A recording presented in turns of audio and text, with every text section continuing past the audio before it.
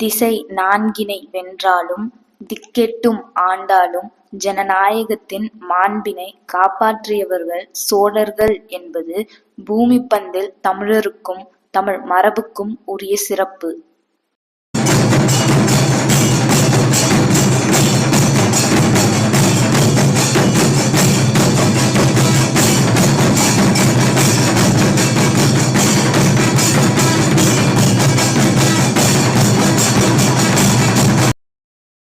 அச்சிறப்பினை சிறப்பு செய்யும் வகையில் கங்கையின் மைந்தன் பாரத பிரதமர் நரேந்திர மோடி கங்கை கொண்ட சோழபுர மண்ணில் சோழ சக்கரவர்த்தி ராஜராஜ சோழரின் மகனும் கங்கை முதல் கடாரம் வரை சென்று வென்று நல்லாட்சி தந்த வரலாற்று நாயகன் ராஜேந்திர சோழர் பிறந்த ஆடி திருவாதிரை கொண்டாட்டத்தில் கலந்து கொண்டு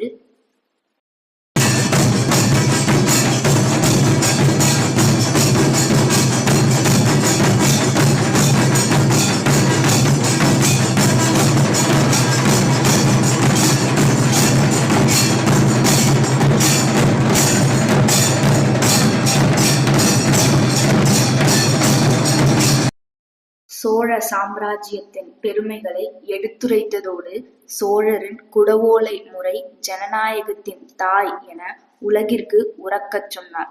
மேலும் தமிழினத்தின் இருபெரும் பேராட்சியாளர்களான ராஜராஜ சோழ சக்கரவர்த்திக்கும் மாமன்னர் ராஜேந்திர சோழருக்கும் பிரம்மாண்ட சிலைகள் அமைக்கப்படும் என அறிவித்த மோடி ராஜேந்திர சோழருக்கு சிறப்பு நாணயமும் வெளியிட்டு கௌரவித்தார்.